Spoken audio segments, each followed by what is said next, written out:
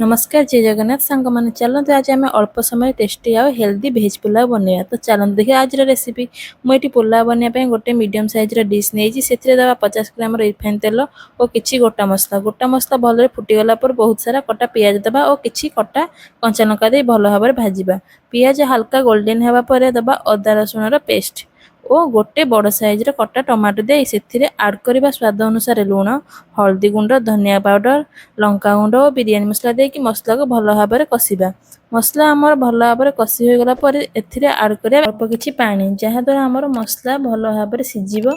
एबे आमे मसला को अल्प समय पई घोड़ाई देबा। एठी आमर मसला भल भाव कषि होई सारिछि। तापर एठी आमर आड करिया वेजिटेबल जो थरे मु नेछि ग्रीन मटर गाजर आलू फुलकोबी और सोयाबीन।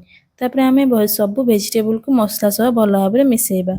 मु एठी सोयाबीन को आगुरु गरम पानी रे पकेई टिके तेल रे भाजी देइथिली।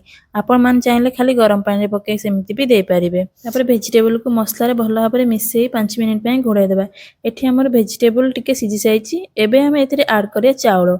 मु एठी आगुरु बिरयानी चाउल को किछि समय भिजेई के रखि नेइथिली।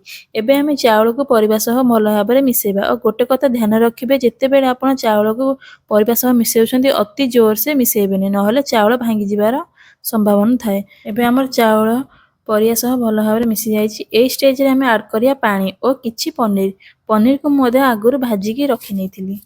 एठी आपण जेतिकी चाउल नेबे तार डबल पानी देबे जहा द्वारा हमर पुलाव परफेक्ट कुक होबो। पुलाव होया पई प्रथमे हाई फ्लेम रे 10 मिनिट तापर लो फ्लेम रे 20 मिनिट पई बॉईल करिवे।